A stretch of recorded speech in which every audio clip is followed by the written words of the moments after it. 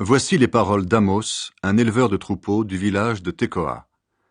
2 ans avant le tremblement de terre, le Seigneur lui a fait voir ce qu'il faudrait dire au sujet du royaume d'Israël. C'était l'époque où Osias était roi de Juda et où Jéroboam, fils de Joas, était roi d'Israël. Amos disait « Le Seigneur rugit comme un lion depuis la montagne de Sion.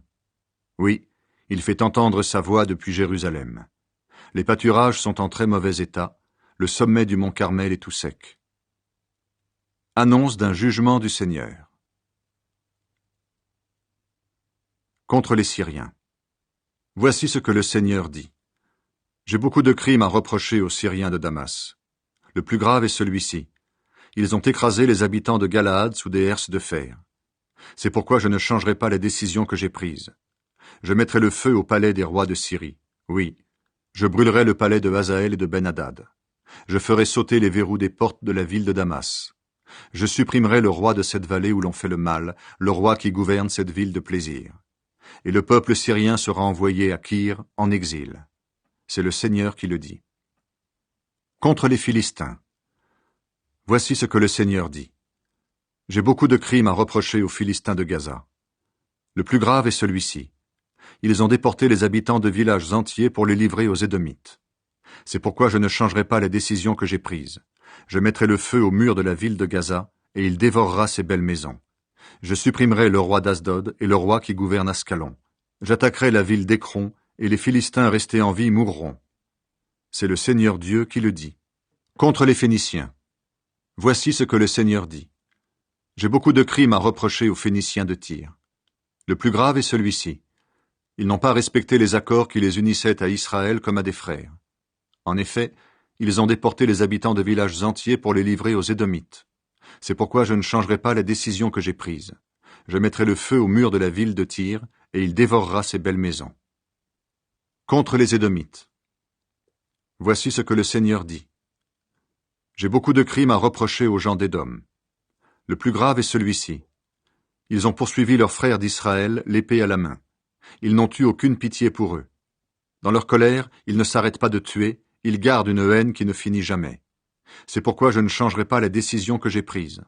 Je mettrai le feu à leur ville de Théman, et il dévorera les belles maisons de la ville de Bosra. Contre les Ammonites. Voici ce que le Seigneur dit. J'ai beaucoup de crimes à reprocher aux Ammonites. Le plus grave est celui-ci. En voulant agrandir leur pays, ils ont ouvert le ventre des femmes enceintes du pays de Galaad. C'est pourquoi je ne changerai pas la décision que j'ai prise. Je mettrai le feu au mur de la ville de Rabat, et il dévorera ses belles maisons le jour du combat parmi les cris de guerre dans la tempête d'un jour d'orage. Leur roi partira en déportation et ses chefs avec lui. C'est le Seigneur qui le dit.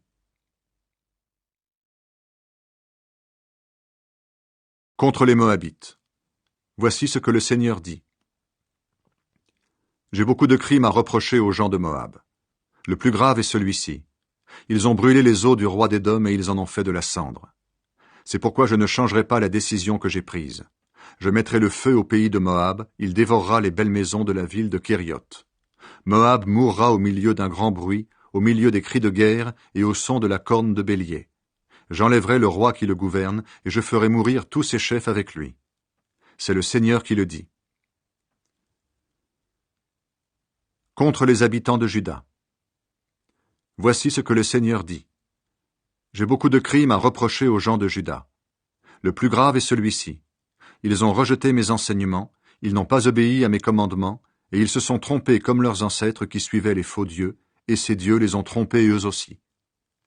C'est pourquoi je ne changerai pas la décision que j'ai prise. Je mettrai le feu au pays de Juda, il dévorera les belles maisons de Jérusalem.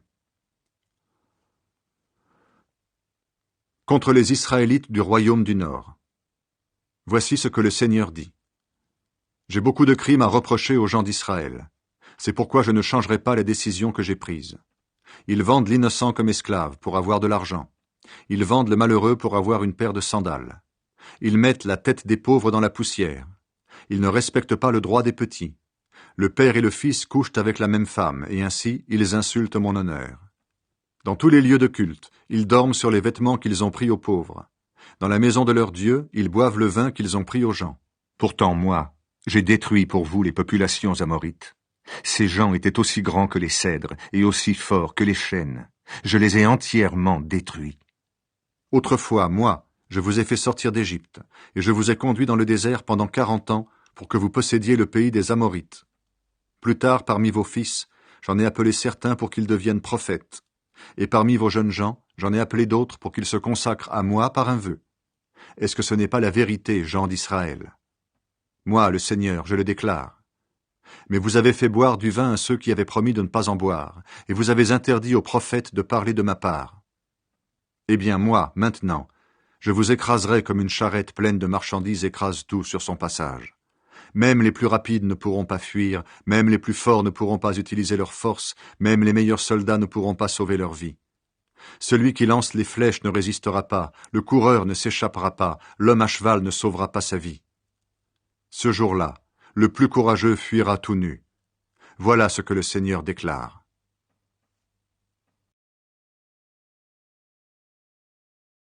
Gens d'Israël, vous êtes la famille que le Seigneur a ramenée d'Égypte. Écoutez ce qu'il dit contre vous. Parmi toutes les familles de la terre, je me suis occupé tout particulièrement de vous. C'est pourquoi j'agirai contre vous à cause de tous vos crimes. Quand le Seigneur parle, un prophète se lève. Est-ce que deux hommes marchent ensemble quand ils n'ont pas décidé de le faire? Est-ce que le lion rugit dans la forêt quand il n'a pas trouvé une bête à manger? Est-ce que le jeune lion gronde dans son abri quand il n'a rien pris? Est-ce que le petit oiseau tombe dans un piège quand il n'y a rien pour l'attirer? Est-ce qu'un piège se referme quand il n'a rien attrapé? Est-ce qu'on lance un signal de guerre dans une ville sans effrayer les habitants? Est-ce qu'un malheur arrive dans une ville si le Seigneur ne l'a pas envoyé? De la même façon, le Seigneur Dieu n'agit pas sans faire connaître ses intentions à ses serviteurs les prophètes. Quand le lion rugit, qui n'a pas peur? Quand le Seigneur Dieu parle, qui ose ne pas annoncer son message? Jugement du Seigneur contre la ville de Samarie. Sur les toits des belles maisons de la ville d'Asdod, sur les toits des belles maisons d'Égypte, criez et dites: rassemblez-vous sur les hauteurs de Samarie, voyez les nombreux désordres et la violence qui s'y trouvent. Le Seigneur déclare: certains entassent dans leurs belles maisons tout ce que la violence et le vol leur rapportent. Ces gens-là ne savent pas agir de façon honnête. C'est pourquoi, ville de Samarie, moi, le Seigneur Dieu, je te dis: tes ennemis entoureront le pays, ils détruiront tes murs de défense, ils pilleront tes belles maisons. Voici ce que le Seigneur dit: quand le lion a pris un mouton, le berger arrache de sa gueule 2 pattes et un bout d'oreille. Il arrivera la même chose aux Israélites qui vivent à Samarie, allongés sur un divan ou sur les coussins d'un lit. On n'en sauvera que des petits morceaux. Jugement du Seigneur contre les femmes de Samarie.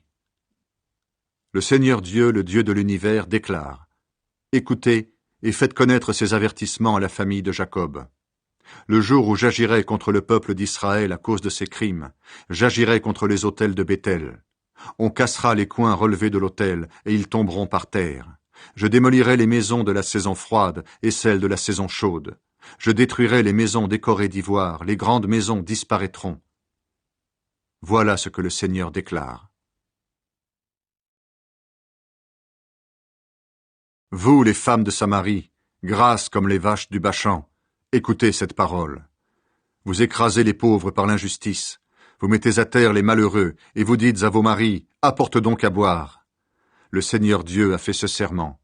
Aussi vrai que je suis le Dieu saint, le jour arrive où des gens vous enlèveront et traîneront chacune d'entre vous comme des poissons pris avec un crochet ou avec des pics pour la pêche. Vous sortirez de la ville par les ouvertures des murs, chacune droit devant soi, et on vous jettera vers le nord du pays.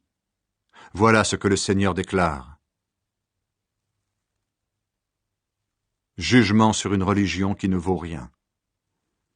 Gens d'Israël, continuez à vous révolter contre moi en allant au temple de Béthel. Révoltez-vous encore davantage en allant au Gilgal. Vous pécherez encore plus. Le jour suivant votre arrivée, offrez vos sacrifices, et le 3e jour, présentez vos dons. Faites brûler sur l'autel du pain levé pour vos sacrifices de louange. Annoncez devant tous les dons volontaires que vous me faites, puisque c'est cela que vous aimez, gens d'Israël. Voilà ce que le Seigneur Dieu déclare. Les avertissements de Dieu n'ont servi à rien. Moi, dans toutes vos villes, je vous ai envoyé la famine. Je vous ai privé de nourriture dans tous vos villages, mais vous n'êtes pas revenus vers moi. Voilà ce que le Seigneur déclare. Je vous ai refusé la pluie pendant les 3 mois avant la récolte. J'ai fait tomber la pluie sur une ville et non sur une autre. Un champ a reçu de la pluie, un autre champ privé de pluie est devenu sec. Les habitants allaient de ville en ville pour avoir de l'eau à boire, mais ils n'en trouvaient pas assez. Pourtant vous n'êtes pas revenus vers moi. Voilà ce que le Seigneur déclare. J'ai frappé vos céréales de maladie en les faisant sécher ou pourrir dans les champs. J'ai détruit vos jardins et vos vignes, les criquets ont dévoré vos figuiers et vos oliviers. Pourtant vous n'êtes pas revenus vers moi. Voilà ce que le Seigneur déclare. J'ai envoyé contre vous une épidémie comme celle qui avait frappé les animaux en Égypte. J'ai laissé les ennemis tuer vos jeunes gens pendant qu'on prenait vos chevaux. L'horrible odeur des morts est montée jusqu'à vos narines. Pourtant vous n'êtes pas revenus vers moi. Voilà ce que le Seigneur déclare. J'ai tout renversé chez vous comme autrefois à Sodome et Gomorrhe, et vous avez été comme un bout de bois sauvé du feu. Pourtant vous n'êtes pas revenus vers moi. Voilà ce que le Seigneur déclare. C'est pourquoi, Israël, tu vas voir comment je vais te traiter. Étant donné ce que je vais te faire, prépare-toi à me rencontrer, moi, ton Dieu. Le Seigneur est le Dieu qui a créé l'univers. C'est lui qui a formé les montagnes. Il a créé le vent, il fait connaître ses projets aux humains. Il change en nuit la lumière du matin, il marche sur les hauteurs de la terre. Son nom est le Seigneur, Dieu de l'univers.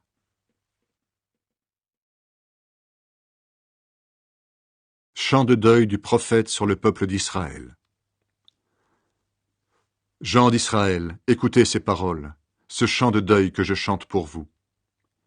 Israël est comme une jeune fille morte. Elle est tombée, elle ne se relèvera plus. Elle est étendue par terre, dans son pays. Personne pour la mettre debout. En effet, voici ce que le Seigneur Dieu dit au sujet du peuple d'Israël. La ville qui envoie 1000 hommes à la guerre n'en retrouvera plus que 100. Le village qui en envoie 100 n'en retrouvera plus que 10. Le Seigneur appelle à changer de vie. Voici ce que le Seigneur dit au peuple d'Israël. Si vous voulez vivre, c'est moi que vous devez chercher. Mais ne me cherchez pas au temple de Béthel.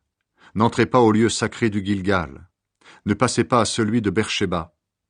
Oui, les gens du Gilgal seront déportés, et Béthel, la maison de Dieu, deviendra maison des faux dieux. Si vous voulez vivre, c'est le Seigneur que vous devez chercher. Sinon, il viendra sur la famille de Joseph comme un feu. Il brûlera tout à Béthel et personne ne pourra l'éteindre. Hélas, le droit est devenu une chose amère, la justice est traînée par terre. Le Seigneur est le maître de l'univers. C'est lui qui a fait les groupes d'étoiles, les Pléiades et Orion. Il change l'ombre épaisse en lumière du matin. Il cache le jour pour que la nuit apparaisse. Il appelle l'eau de la mer et la répand sur la terre. Son nom est le Seigneur. Il permet qu'on attaque l'homme fort et qu'on détruise la ville bien protégée. Le Seigneur appelle à faire le bien. Vous détestez celui qui fait des reproches aux gens du tribunal. Vous n'aimez pas celui qui dit la vérité. Vous écrasez le pauvre par l'injustice. Vous lui prenez de force une part de sa récolte. Eh bien, à cause de cela, vous n'habiterez pas dans les maisons en pierre taillée que vous avez bâties. Vous ne boirez pas le vin des belles vignes que vous avez plantées. Oui, je le sais, vos crimes sont nombreux, vos fautes sont très graves. Vous êtes les ennemis des innocents, vous acceptez des cadeaux malhonnêtes. Au tribunal, vous empêchez qu'on rende la justice aux pauvres. Ce temps-ci est un temps de malheur. C'est pourquoi l'homme sage se tait. Cherchez à faire ce qui est bien et non ce qui est mal. Ainsi vous vivrez, et le Seigneur, Dieu de l'univers, sera vraiment avec vous, comme vous le dites. Détestez ce qui est mal, aimez ce qui est bien. Au tribunal, faites respecter le droit. Alors le Seigneur, Dieu de l'univers, aura peut-être pitié des gens de la famille de Joseph qui sont restés en vie. Eh bien, le Seigneur Dieu, le Dieu de l'univers, dit ceci. Sur toutes les places publiques, on va entendre des chants de deuil. Dans toutes les rues, les gens diront « Quel malheur! Quel malheur !» On invitera les paysans pour le deuil, les pleureuses pour les chants de funérailles. Dans toutes les plantations de vignes, il y aura des chants de deuil quand je passerai au milieu de vous. C'est le Seigneur qui le dit. Le jour du Seigneur sera un jour sombre. Quel malheur pour ceux qui attendent le jour du Seigneur avec impatience. Ce jour du Seigneur, qu'est-ce qu'il sera pour vous? Un jour plein de lumière?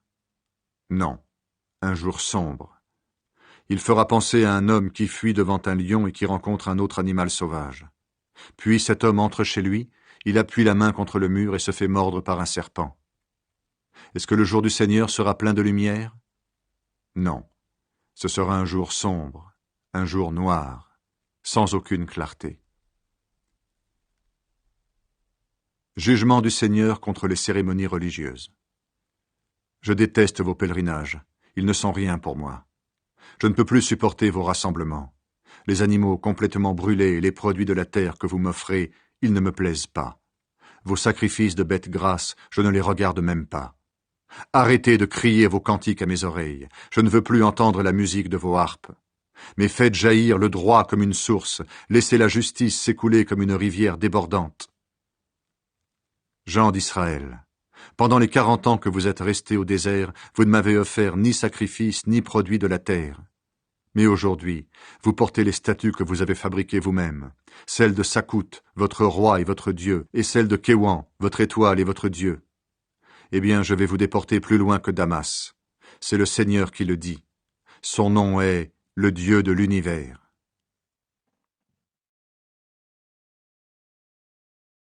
Jugement contre le gaspillage des riches. Quel malheur pour vous qui vivez bien tranquille sur la colline de Jérusalem, et pour vous qui vous croyez en sécurité sur la colline de Samarie. On dit que vous êtes les meilleurs parmi les nations, et vos frères israélites se tournent vers vous. Allez donc à Calné et regardez.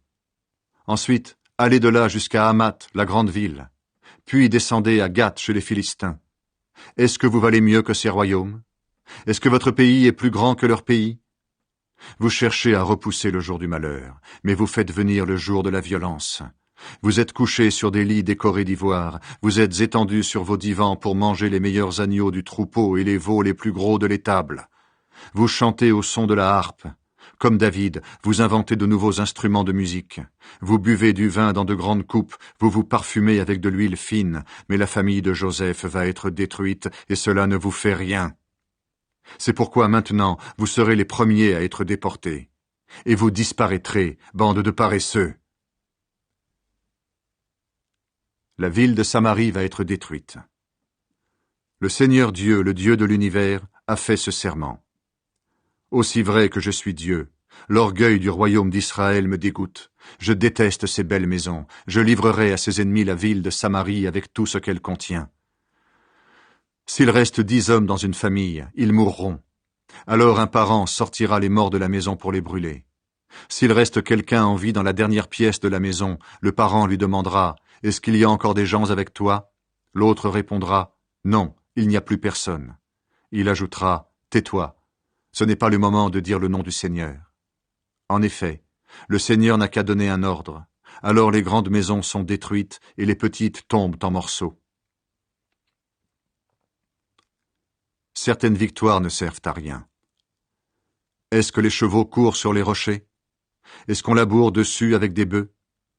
Vous avez changé le droit en poison, et la justice est devenue une chose amère. Pourquoi donc? Vous vous réjouissez à cause de votre victoire à Lodebar, la ville qui n'est rien. Vous dites, c'est bien grâce à notre force que nous avons pris la ville de Carnaïm, la ville de la puissance. Mais le Seigneur, Dieu de l'univers, déclare, Royaume d'Israël, je vais dresser un pays contre vous. Il vous écrasera depuis l'Ebo-Hamath au nord jusqu'au torrent de la Haraba au sud.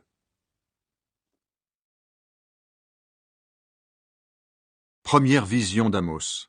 Les criquets. Voici ce que le Seigneur Dieu m'a fait voir. Il était en train de former des criquets. C'était au moment où l'herbe, coupée une première fois pour le roi, recommençait à pousser. Et quand les criquets finissaient de manger toute l'herbe du pays, j'ai dit, « Seigneur Dieu, je t'en prie, pardonne à ton peuple. Sinon, qu'est-ce qu'il va devenir? Il est si petit. » Alors le Seigneur a changé d'avis.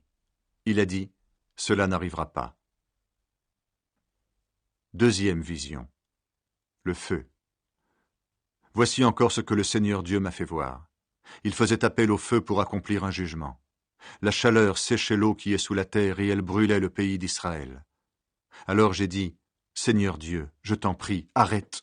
Sinon, qu'est-ce que ton peuple va devenir? Il est si petit. Et le Seigneur a changé d'avis. Il a dit, cela n'arrivera pas non plus. Troisième vision. Le fil à plomb. Voici ce que le Seigneur m'a fait voir ensuite. Il était debout près d'un mur et il tenait à la main un fil à plomb. Le Seigneur m'a demandé, Amos, qu'est-ce que tu vois? J'ai répondu, un fil à plomb. Le Seigneur a continué. Je constate ceci. Mon peuple est comme un mur qui n'est pas droit. Maintenant, je ne lui pardonnerai plus. Je détruirai les lieux sacrés des gens de la famille d'Isaac. Je démolirai les lieux saints d'Israël. Je ferai la guerre à la famille royale de Jéroboam. Le prêtre Amassia chasse Amos de Béthel. Amassia, le prêtre de la ville de Béthel, a envoyé un message à Jéroboam, le roi d'Israël. Amos cherche à renverser ton pouvoir dans le royaume d'Israël. Les gens du pays ne peuvent plus supporter ses discours. En effet, voici ce qu'il dit. Jéroboam mourra assassiné et les habitants d'Israël seront déportés loin de leur pays. Ensuite, Amassia a dit à Amos, va-t'en, voyant, retourne en Juda. Là-bas, tu pourras gagner ta vie en jouant au prophète. Mais ici, à Béthel, arrête de faire le prophète.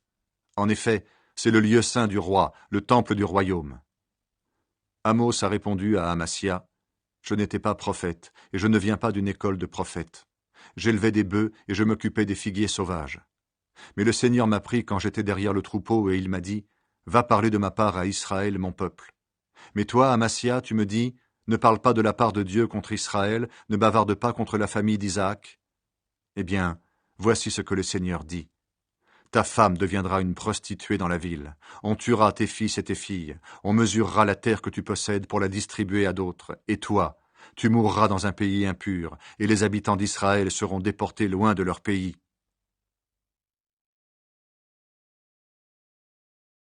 Quatrième vision d'Amos. Le panier de fruits. Le Seigneur Dieu m'a fait voir encore un panier de fruits mûrs. Il m'a demandé, Amos, qu'est-ce que tu vois?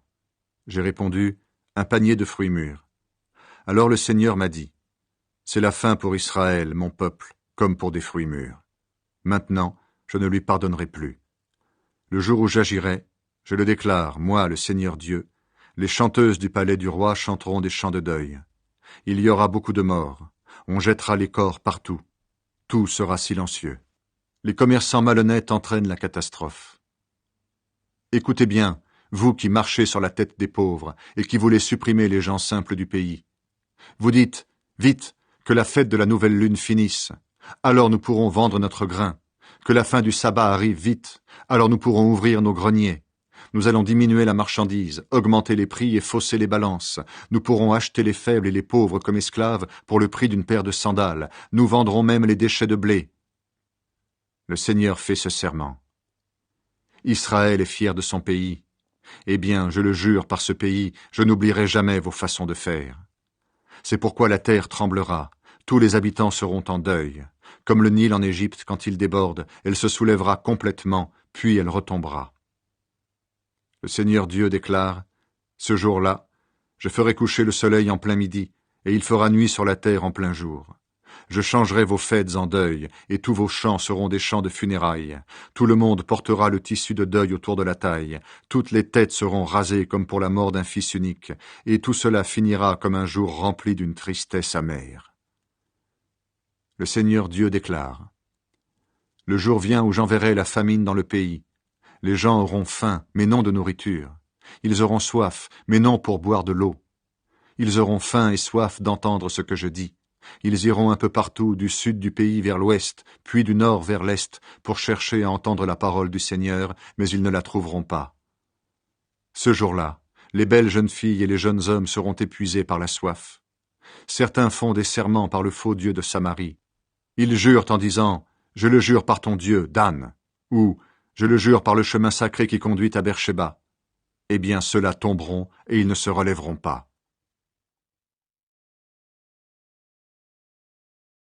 Cinquième vision d'Amos.